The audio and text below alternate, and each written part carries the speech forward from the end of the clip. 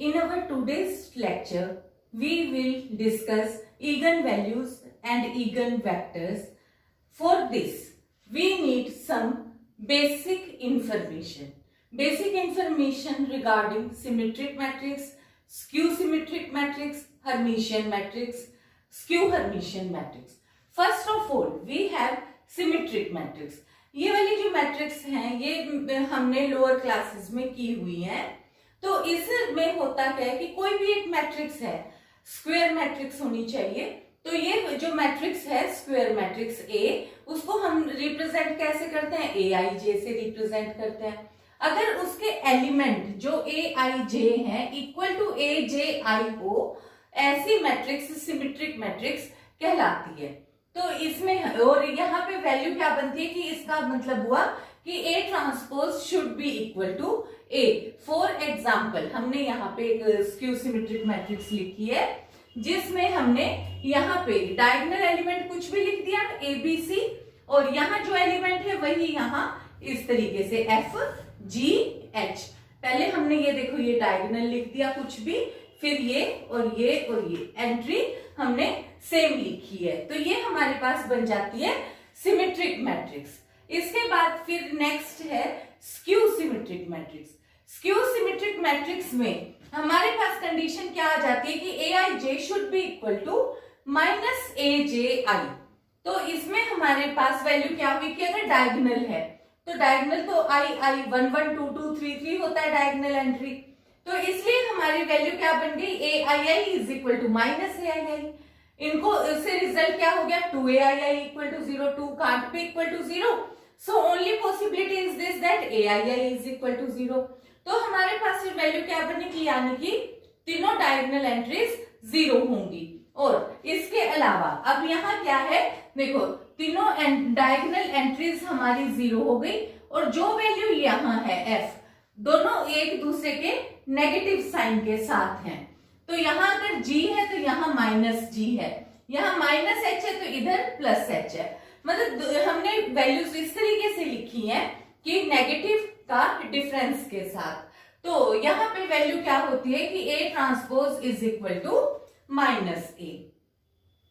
Hermitian matrix. अब Hermitian matrix में क्या है कि जब हम सिमेट्रिक मैट्रिक्स करते हैं तो वहां कोफिशिएंट जो मैट्रिक्स के होते हैं वो केवल रियल होते हैं. अब हम क्योंकि लीनियर अलजेब्रा डिस्कस कर रहे हैं तो अलजेब्रा जो है वो कॉम्प्लेक्स ब्रांच ऑफ मैथमेटिक्स से भी डील करता है. तो इसके जो कोफिशिएंट है वो कॉम्प्लेक्स नंबर भी हो सकते हैं. अब इसी तरीके से जैसे सिमेट्रिक मैट्रिक्स हमने की तो उसी तरीके से अब हर्मिशियन मैट्रिक्स है. हर्मिशियन मैट्रिक्स में कंडीशन है ए I J should be equal to A J आई, पर ऊपर लग गया कंजुगेट. अब जो ये कंजुगेट की वजह से अब यहाँ पे फिर अगर अब हम डायगोनल एलिमेंट भी देख लेते हैं. डायगोनल एंट्रीज क्या हो गई? आई आई इज इक्वल टू आई आई बार. यानी कि जो एलिमेंट है अगर हम उसका कंजुगेट ले लेते हैं तब भी वो सेम ही रहे. कंजुगेट लेने से सेम नंबर केवल और केवल रियल नंबर ही ऐसा है जिसका हम कंजुगेट लें तब भी वो एज इट इज रहता है. तो इसका मतलब हुआ कि हर्मिशियन मैट्रिक्स एक वो मैट्रिक्स होगी जिसके की डायगोनल एंट्रीज सारी की सारी रियल होंगी. डायगोनल एंट्रीज रियल होंगी. और इसमें और कंडीशन क्या है कि A I J is equal to A J आई. यानी कि अगर मैंने यहाँ पे 1 2 लिखा है तो यहाँ पे 2 1 होगा और वो उसका कंजुगेट होगा. तो देखो यहाँ पे ये वाली वैल्यू मेरी 1 2 है. 1 2 क्या लिखी मैंने? 5 माइनस 6 होगा. अब इसका कंजुगेट ऑब्वियसली हमें पता है कि 5 प्लस ये तो हो गया 8 1. इसका कंजुगेट क्या हो गया? 5 प्लस 6 ओएटा. इसका क्या हो गया? 3 माइनस 4 ओएटा है तो 3 प्लस 4 ओएटा. 1 माइनस 2 ओएटा है तो 1 प्लस 2 ओएटा. और इसको हम रिप्रेजेंट करते हैं ए थीटा इज इक्वल टू ए. जो हर्मिशियन है यानी कि वो सिमेट्रिक भी होनी चाहिए और प्लस कंजुगेट भी. तो यहाँ पे हमारे पास वैल्यू क्या चीज हुई कि जो ए थीटा जो ये हर्मिशियन के लिए हमने लगाया है ए ट्रांसपोज और कंजुगेट, ये जो अपने पास है ये रिवर्सिबल भी है. तुम इसको ऐसे भी लिख सकते हो, पहले कंजुगेट कर दो और फिर ट्रांसपोज, ये तुम्हारी अपनी मर्जी है. बिल्कुल सेम अब हमारे पास आ जाता है skew Hermitian matrix. Skew Hermitian matrix में aij will be equal to minus aj। अब इसके according aii will be plus aii bar will be equal to 0, यानी कि जब मैं नंबर लूं और उसका कंजुगेट वैल्यू लूं तो उनका सम 0 आना चाहिए। अब ये वाली वैल्यू अगर मैं देखो 1 प्लस 2 ओएटा ले लेती हूँ और प्लस 1 माइनस 2 ओएटा ले लेती हूँ, तो ये कभी भी 0 हो ही नहीं सकता। ये 0 कब हो सकता है? अगर यहाँ पे 0 है तो जब मैंने इनको ऐड किया तो अब ये इक्वल टू 0 हो जाएगा। तो यानी कि ये नंबर केवल और केवल तब होगा या तो ये 0 ही हो, एंट्री डायगोनल एंट्री, और या फिर ये प्योरली इमेजिनरी हो। तो स्क्यू हर्मिशियन में हमने डायगोनल एंट्रीज को किस तरीके से लिया है? या तो प्योरली इमेजिनरी लिया है और या फिर हमने इनको 0 लिया है। और बाकी रिजल्ट में क्या है कि आई जे है और इसका कंजुगेट भी है और नेगेटिव भी है। अब देखो 4 माइनस 3 ओएटा है, तो 4 माइनस 3 ओएटा का कंजुगेट तो हो गया 4 प्लस 3 ओएटा, और इसका नेगेटिव क्या हो गया? Minus 4 minus 3 ओएटा। इसी तरीके से 6 प्लस 5 ओएटा, यहाँ हो गया 6 माइनस 5 ओएटा, और फिर नेगेटिव बाहर लगा तो माइनस 6 प्लस 5 ओएटा। तो ये हमने मैट्रिक्स इस तरीके से बनाई है, और इसमें कंडीशन क्या है हर्मिशियन के लिए, स्क्यू हर्मिशियन के लिए, कि a theta should be equal to minus a। Here some results related to Hermitian matrix, that is a plus b theta will be equal to a theta plus b theta and ab theta will be equal to b theta a theta, क्योंकि a अलग से कुछ भी नहीं है, a है तो matrix ही, और मैट्रिक्स में रिवर्सल ला लगता था, तो यहाँ पे भी हर्मिशियन मैट्रिक्स में भी जब हम प्रोडक्ट करेंगे तो रिवर्सल ला लगना ही है, तो वो b थीटा a थीटा के इक्वल होगा। और k a थीटा, तो जो ये k है ये कांस्टेंट के लिए वर्ड यूज हुआ है कि हम किसी मैट्रिक्स को अगर किसी कांस्टेंट से मल्टीप्लाई करते हैं तो उसमें k के ऊपर कंजुगेट, क्योंकि कांस्टेंट का ट्रांसपोज तो होता नहीं, तो इस करके हमने ट्रांसपोज यूज नहीं किया और k के ऊपर सिर्फ कंजुगेट यूज किया, क्योंकि k हमें नहीं पता कि फील्ड रियल है या कॉम्प्लेक्स है। तो उसके बेस पे ये हमारे पास फर्स्ट 3 रिजल्ट्स हैं। इसके बाद हमारे पास है definition of unitary matrix. A square matrix, देखो हमने डिस्कस किया है कि हर्मिशियन स्क्यू हर्मिशियन निकाला तो मैट्रिक्स शुड बी स्क्वायर, क्योंकि डायगोनल भी हम डिस्कस कर रहे हैं और डायगोनल भी केवल और केवल स्क्वायर मैट्रिक्स में ही हो सकता है। अ स्क्वायर मैट्रिक्स P, अब नाम क्या दिया है मैट्रिक्स का? P नाम दिया है। Over the field of complex is said to be unitary if and only if, कि हम यहाँ पे P का ये हर्मिशियन मैट्रिक्स को P के साथ मल्टीप्लाई करें तो result should be equal to identity, तो ऐसी मैट्रिक्स को हम यूनिटरी मैट्रिक्स कहेंगे। इसी तरीके से ऑर्थोगोनल तब कहेंगे, सारी डेफिनेशन सेम है, फील्ड की जगह पे बस फील्ड ऑफ कॉम्प्लेक्स की जगह पे यहाँ पे फील्ड ऑफ रियल आ गया, तो यहाँ हो गया P डैश इंटू P, तो ये वाला हो गया ट्रांसपोज वाला सिर्फ रिजल्ट है, P dash P is equal to identity. फिर अपने पास है यहाँ, देखो वैसे हम फील्ड ऑलरेडी कई बार मेरे ख्याल डिस्कस कर चुके हैं लास्ट लेक्चर्स में भी, पर एक बार फिर से मैं तुम्हारे को यहाँ पे भी बता देती हूँ कि फील्ड होता क्या है। फील्ड ये है कि जैसे हम कभी भी वेक्टर स्पेस करते हैं तो हम फील्ड के साथ, मतलब एक तो स्केलर एक फील्ड होता है और एक वेक्टर स्पेस होता है, तो फील्ड में से हमारे पास कांस्टेंट आते हैं और वेक्टर स्पेस में से वेरिएबल्स आते हैं। तो जो फील्ड है तो यानी कि कांस्टेंट। अब ये जो कांस्टेंट है ये कौन कौन से होते हैं फील्ड? ये होते हैं rational number, real number and complex number. Number system में ये 3 नंबर फील्ड बनाते हैं।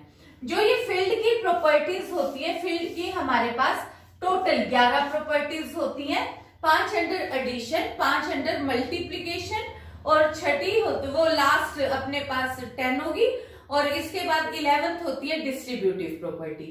जो 5 अंडर एडिशन है वो पहली कौन सी? Closure, associative, existence of identity, existence of inverse and commutative, ये 5 हो गई। यही 5 अंडर, पहले हमने कहा अंडर एडिशन, यही 5 अंडर मल्टीप्लीकेशन। 10 प्रॉपर्टी, 11वीं प्रॉपर्टी डिस्ट्रीब्यूटिव। कोई भी सिस्टम ये 3 प्रॉपर्टीज, जब ये 11 प्रॉपर्टीज सेटिस्फाई कर देगा तो वो फील्ड बनाता है।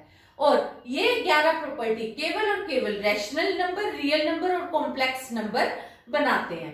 तो यानी कि जब हमने कॉम्प्लेक्स फील्ड कहा है तो यानी कि जो कांस्टेंट है वो कॉम्प्लेक्स नंबर हो सकता है। बस अब ये ध्यान रखो फिलहाल कि अगर कॉम्प्लेक्स नंबर कहा है तो इसका मतलब है कि फील्ड के जो एलिमेंट्स है वो मतलब जो कांस्टेंट हम मल्टीप्लाई करेंगे वो कॉम्प्लेक्स नंबर हो सकते हैं।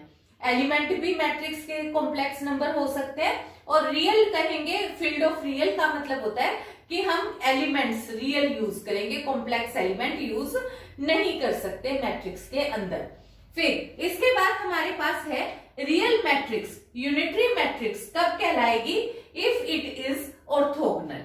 फिर है हमारे पास कि पी एंड क्यू अगर यूनिटरी मैट्रिक्स है तो इनकी प्रोडक्ट भी यूनिटरी होगी। पी और क्यू ऑर्थोगोनल है तो पी क्यू भी ऑर्थोगोनल होगा। इसके बाद अपने पास आ जाता है मैट्रिक्स पॉलिनोमियल। अब देखो पॉलिनोमियल जैसे हम रिजल्ट करते हैं, हम कोई भी मैट्रिक्स लिखते हैं तो A X square plus B X plus C is equal to 0, ये हमारे पास मैट्रिक्स होती है जिसमें x हमारे पास इंडिटरमिनेंट होता है, जो मतलब हमारे को x की वैल्यू फाइंड आउट करते होते हैं हम। तो a b c क्या है? अननोन्स है हमारे पास। क्वेश्चन के अकॉर्डिंग a b c, अब इस रिजल्ट में हमने पोलिनोमियल को क्योंकि डिग्री m का लिखा है तो पोलिनोमियल में हमने इसको रिप्रेजेंट करा a nought x m a1 x m minus 1 plus a2 x m minus 2 plus so on am minus 1 x plus am। अगर इक्वेट करना है तो इक्वल टू 0 कर सकते हो और इसको कैसे? 0 plus 0x plus 0x square plus so on plus 0x की पावर m, ऐसे करके भी हम रिजल्ट इक्वेट कर सकते हैं। तो जब हम लाइक पावर के कोफिशिएंट इक्वेट करते होते हैं तो दोनों साइड हम लाइक पावर के ही कोफिशिएंट इक्वेट करेंगे। और यहाँ पे जो ये a note a1 a2 am वगैरह है ये सारी की सारी एक स्क्वायर मैट्रिक्स होंगी। जो भी हमारे को सिस्टम के अकॉर्डिंग दे रखा होगा सेट ऑफ मैट्रिक्स उसमें से एलिमेंट्स होंगे a नोट a1 a2, ठीक है। जैसे हमने कहा कि ओवर अ फील्ड, तो फील्ड वो कौन सा होगा वो हमें नहीं पता, मैट्रिक्स किस टाइप की दी होगी, हम उसी के अकॉर्डिंग क्वेश्चन जब हम क्वेश्चन करेंगे तो डिस्कस करेंगे। तो यहाँ पे ये स्क्वायर मैट्रिक्स के लिए रिप्रेजेंटेशन है। फिर इसके बाद हमारे पास है eigen value and eigen vector of a matrix. देखो अब यहाँ पे हमने करा कि eigen values and eigen vectors of matrix A be square matrix of order n over a field f। Field f कौन सा है हमें नहीं पता, रियल है कॉम्प्लेक्स है कौन सा है। A scalar lambda belongs to field is called an eigenvalue of a if and only if there exists a non-zero n by 1 column matrix। क्योंकि देखो जब हम रिजल्ट सॉल्व करते हैं तो अपने पास क्या होता है ax is equal to b. तो जब हमारे पास ax is equal to b होता है तो हम x की वैल्यूज फाइंड आउट करते हैं। तो जो x की वैल्यू हम निकालते हैं तो वो हमारे पास एक कॉलम मैट्रिक्स की शेप में आता है, क्योंकि ए मैट्रिक्स कितने टाइप की है? n by 1 टाइप की है। तो जो वेक्टर क्वांटिटी मतलब जो x आए वो वेक्टर क्वांटिटी आई है, वो किस टाइप की आएगी? x1 x2 up to xn type की आएगी और वो कितने टाइप की होगी? n by 1 कॉलम मैट्रिक्स होगी। और सच दैट कि वो किस कंडीशन को सेटिस्फाई करेगी? ax should be equal to lambda x। तो ये जो लैम्डा है हमारे पास, हमने इसको बोला है lambda belongs to f is an eigen value. इसी को हम कह सकते हैं प्रॉपर वैल्यू लैम्डा को, इसी को कह सकते हैं कैरेक्टरिस्टिक वैल्यू, लेटेंट रूट और स्पेक्ट्रल वैल्यू। ये सारे लैम्डा के नाम है। इसी के करस्पोंड देखो हर एक लैम्डा के करस्पोंड हमने एक x वेक्टर निकाला है, तो इसको हम क्या कहेंगे? इसको हम इगन वेक्टर और फिर proper vector, characteristic vector, latent vector और spectral vector. In this article, we have to prove that lambda is an eigenvalue of n-rod square matrix A over a field F if and only if determinant of A minus lambda I is equal to 0. तो अब यहाँ पे ये हमारे पास है कैसे कि पहले हमने कंसीडर कर लिया कि लैम्डा इगन वैल्यू है A की ओवर अ फील्ड F। तो इसका मतलब क्या हुआ कि डेफिनेशन हमने अभी की, तो उसके according there exist a non zero column matrix x of type n by 1 such that ax is equal to lambda x। और इसके according A x minus lambda x equal to 0। फिर हमने एक्स कॉमन निकाल दिया, उससे पहले हमने यहाँ पे आइडेंटिटी, क्योंकि लैम्डा तो स्केलर है, तो मैंने लैम्डा के साथ आइडेंटिटी मैट्रिक्स मल्टीप्लाई कर दी। तो यहाँ पे मैंने इसको लिख दिया A x minus lambda I X, X common निकाला तो यहाँ रह गया A minus lambda I X is equal to 0। और ये क्या चीज बन गई, ये होमोजीनियस इक्वेशन बन गई, होमोजीनियस लीनियर इक्वेशन। जब system of homogeneous linear equation है उसके अंदर अगर मुझे नॉन ट्रिवियल सॉल्यूशन चाहिए, ट्रिवियल सॉल्यूशन तो क्या होता है, x equal to 0, y equal to 0, z equal to 0, और वो कब होता है, जबकि determinant is not equal to 0। तो यानी कि मुझे जब नॉन ट्रिवियल सॉल्यूशन चाहिए, यानी कि नॉन जीरो सॉल्यूशन चाहिए, तो उस टाइम मेरे पास क्या होगा कि डिटर्मिनेंट शुड इक्वल टू 0, क्योंकि तभी मेरे पास रिजल्ट जो वेक्टर्स जो निकलेंगे वो एक दूसरे के ऊपर डिपेंडेंट निकलेंगे, तभी नॉन जीरो आंसर मेरे पास एग्जिस्ट कर सकता है। ये हमने अपने लास्ट आर्टिकल्स में भी किया था इसी तरीके से। तो ये क्या हो गया, इसका मतलब ये हमारे पास वैल्यू कि determinant of A minus lambda I 0 होना चाहिए। अब हमने मान लिया कि determinant of A minus lambda I is equal to 0, यानी कि ये एक नॉन सिंगुलर, मतलब ये वाली वैल्यू मैट्रिक्स कैसी हो गई, ये मैट्रिक्स सिंगुलर मैट्रिक्स हो गई।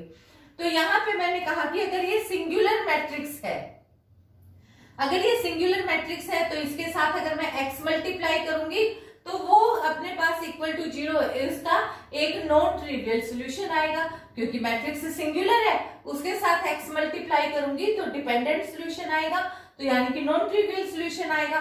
फिर मैंने इसके साथ x यहाँ भी मल्टीप्लाई किया, यहाँ भी, तो ये हो गया ax माइनस लैम्डा एक्स, क्योंकि आइडेंटिटी के साथ तो का मतलब ये है कि आइडेंटिटी कोई इफेक्ट नहीं डालती क्वेश्चन पे। तो ax minus lambda x equal to 0, यहां से रिजल्ट क्या हो गया, ax is equal to lambda x. तो यहाँ पे where x is a non zero matrix और लैम्डा इगन वैल्यू है over of a over field f। We will discuss now characteristic equation of a matrix. What is the characteristic equation of a matrix? If A, B, and E, n-rod square matrix over a field F and lambda and indeterminate, then matrix A minus lambda I is called characteristic matrix of A। तो ये हमारे पास इसकी definition है। A देखो हमारे को एक matrix दी हुई होगी, लैम्डा हमें निकालना होगा स्पेक्ट्रल वैल्यू जो कि हमें फाइंड आउट करनी है, उसके साथ हम a माइनस लैम्डा आई निकालेंगे, उसका डिटर्मिनेंट निकालेंगे, तो वहां से हमारे को वैल्यूज मिला करेंगी, तो इसको हम कैरेक्टरिस्टिक इक्वेशन बोलेंगे। तो अब हमारे पास यहाँ रिजल्ट है कि show that at least one latent root of an every singular matrix is 0। देखो सिंगुलर मैट्रिक्स तुम्हें पता है कि जिसका डिटर्मिनेंट 0 होता है, तो हमने यहाँ पे माना कि ये सिंगुलर है तो डिटर्मिनेंट ए 0 होगा। डिटर्मिनेंट ए को हम लिख सकते हैं a माइनस 0, तो भी कोई फर्क नहीं पड़ता। 0 के साथ अगर मैं आइडेंटिटी मल्टीप्लाई कर दूं तब भी कोई फर्क नहीं पड़ता। और अगर इस रिजल्ट के अकॉर्डिंग मैं चेक करूं तो लैम्डा इज इक्वल टू 0 इस इक्वेशन को सेटिस्फाई करता है, तो यानी कि ये मेरे पास एक लेटेंट रूट है। इगन वैल्यू कह दे तो भी वही बात है, ये हम नाम कर चुके हैं कि लेटेंट रूट कह दिया वही बात है, हेंस द रिजल्ट। अब इसके बाद फिर हमारे पास नेक्स्ट रिजल्ट है कि स्क्वायर मैट्रिक्स ए हो या ए ट्रांसपोज, दोनों की ही इगन वैल्यूज सेम होती हैं। तो अब हमने characteristic polynomial of A transpose consider करी। अब हमें पता है कि कैरेक्टरिस्टिक पॉलिनोमियल हमारे पास किस तरीके से बनेगी, अगर मैं क्योंकि ए ट्रांसपोज का बनाना है ना, तो ए ट्रांसपोज माइनस लैम्डा आई करा, इसका डिटर्मिनेंट कर दिया। अब इसका जो डिटर्मिनेंट से मेरे पास कैरेक्टरिस्टिक पॉलिनोमियल बना करेगी, तो इसको मैं अगर आइडेंटिटी मैट्रिक्स जो है वो हमारे को पता है कि ट्रांसपोज करने से भी एज इट इज रहती है, तो अगर मैं यहाँ पे आई की जगह पे आई ट्रांसपोज यूज कर लेती तो भी कोई फर्क नहीं पड़ता। फिर हमने जैसे हर्मिशियन के लिए आज रिजल्ट लिखे थे, सिमेट्री के लिए भी हमें सेम रिजल्ट पता है कि a प्लस बी का transpose is equal to A transpose plus B transpose. उसी के बेस पे अब मैंने यहाँ लिख दिया a माइनस लैम्डा आई का ट्रांसपोज। लैम्डा तो क्योंकि कांस्टेंट है, कांस्टेंट के ऊपर तो ट्रांसपोज एप्लीकेबल नहीं है, तो यहाँ पे अपने पास फिर ये वाली वैल्यू हो गई। फिर मुझे पता है कि डिटर्मिनेंट ऑफ ए निकालू मैं या ए ट्रांसपोज निकालू, दोनों सेम होते हैं। इस वजह से ये वाला डिटर्मिनेंट किसके बराबर हो गया, ए माइनस लैम्डा आई के डिटर्मिनेंट के बराबर हो गया। यानी कि ये वाली वैल्यू क्या हो गई, कैरेक्टरिस्टिक पॉलिनोमियल ऑफ ए हो गई। यानी कि दोनों ही कैरेक्टरिस्टिक पॉलिनोमियल्स सेम आई है, तो यानी इनकी इगन वैल्यूज भी सेम होंगी। फिर अब हमारे पास नेक्स्ट रिजल्ट है, define similar matrix and prove similar matrix have same characteristic polynomial and have same eigen values. देखो जब सेम कैरेक्टरिस्टिक वैल्यू पॉलिनोमियल होगी तो अब हमें ये तो पता ही है कि तो सेम इगन वैल्यूज होंगी। तो हमने पहले तो डेफिनेशन हम करते हैं, तो A and B be two square matrix, दोनों स्क्वायर मैट्रिक्स होनी चाहिए of order n over a field F. मेरे ख्याल से अब तक तुम्हें पहली इस लाइन का मतलब पता चल चुका, स्क्वायर मैट्रिक्स का भी मतलब पता है, ऑर्डर एन का भी, ओवर अ फील्ड एफ इसका भी, कि फील्ड में से जो ए के एलिमेंट्स हैं वो फील्ड में से आएंगे। फील्ड कौन कौन से हो सकते हैं, रैशनल, रियल या कॉम्प्लेक्स, यानी कि एक नंबर सिस्टम है, यानी कि कांस्टेंट है। तो यहाँ पे then A is said to be similar to B over F, over a field F, if and only if, condition क्या है, देयर एग्जिस्ट एंड रोड invertible matrix P over F same field में such that AP should be equal to PB। मतलब क्या हुआ कि B equal to P inverse AP हो या A is equal to PB P inverse हो। ठीक है, तो ऐसे मैट्रिक्स को हम सिमिलर मैट्रिक्स कहेंगे। अब हमारे को दो सिमिलर मैट्रिक्स का सेम कैरेक्टरिस्टिक पॉलिनोमियल शो करना है, तो मैंने मान लिया कि A और B दो सिमिलर मैट्रिक्स हैं, तो यानी कि B किस टाइप की है, P इनवर्स AP टाइप की मैट्रिक्स है। तो यहां से मेरे पास कैरेक्टरिस्टिक पॉलिनोमियल के लिए मैं क्या लिखूंगी, B माइनस लैम्डा आई करूंगी। तो B माइनस लैम्डा आई किया तो मैंने, तो यहां हो गया P inverse AP minus lambda I, B की वैल्यू पुट कर दी माइनस लैम्डा आई। तो लैम्डा आई आइडेंटिटी मेरे को पता है कि P inverse into P identity होता है, तो मैंने ऐसे लिख लिया। अब जो ये लैम्डा है ये स्केलर है, मैं चाहूं इस इधर मल्टीप्लाई करूं, चाहूं इधर मल्टीप्लाई करूं, तो मैंने इसको लैम्डा को इन दोनों के मिड में लिख लिया और फिर मैंने लैम्डा के साथ आइडेंटिटी मैट्रिक्स भी अप्लाई कर दी। तो इससे मेरे पास क्या हो गया, P इनवर्स इधर से लेफ्ट साइड से कॉमन निकल गया और P राइट साइड से कॉमन निकाला, तो अंदर मेरे पास क्या बचा, A माइनस लैम्डा आई। तो ये वाला जो रिजल्ट हुआ तो ये इसका डिटर्मिनेंट आ गया। अब मुझे पता है कि डिटर्मिनेंट ऑफ ए बी क्या होता है, determinant of A into determinant of B, तो उसकी वजह से ये determinant of A into B into C हो गया। अब जो डिटर्मिनेंट है ये भी हमें पता है कि ये कांस्टेंट क्वांटिटी होती है, मैट्रिक्स वेरिएबल है पर डिटर्मिनेंट कांस्टेंट है।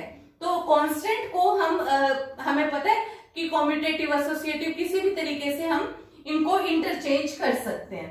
तो इस वजह से मैंने P इन दोनों वैल्यूज को इंटरचेंज कर दिया, तो यहाँ पे मेरे पास हो गया P इनवर्स इंटू P।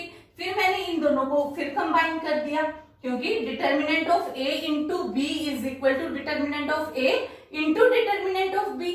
तो उसकी वजह से ये क्या हो गया, determinant of P inverse into P। P inverse into P फिर से मेरे पास क्या हो गया, will be equal to identity. Identity अगले स्टेप में वो भी हट गई, तो मेरे पास क्या रिजल्ट आ गया, A माइनस लैम्डा आई। मैंने स्टार्ट कहां से किया था, B माइनस लैम्डा आई के डिटर्मिनेंट से स्टार्ट किया था, पहुंच गई कहां पे, A माइनस लैम्डा आई। तो यानी कि दोनों अगर दो मैट्रिसेस सिमिलर हैं तो उनकी भी eigen values and characteristic polynomial same होगी। So that is all for this lecture. Thank you.